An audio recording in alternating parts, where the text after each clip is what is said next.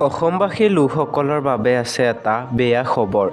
বন্ধু-বান্ধৱীসকল, আমাৰ মৰমৰ জনপ্ৰিয় কণ্ঠশিল্পী আচাৰ্য বৰপাত্ৰ বৰ্তমান ICUত ভৰ্তি হৈ আছে। এতিয়ালৈকে ডক্টৰে জনোৱা নাই যে কণ্ঠশিল্পীগৰাকী কি ৰোগত আক্ৰান্ত হৈছে।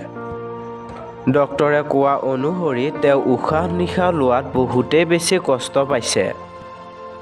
জনপ্ৰিয় কণ্ঠশিল্পীগৰাকীৰ এনেকুৱা এটা খবৰ শুনি তেখেতৰ অনুৰাগীসকলে তেখেতৰ আশুৰ আৰোগ্যৰ বাবে বহুতেই বেছি কামনা কৰিছে।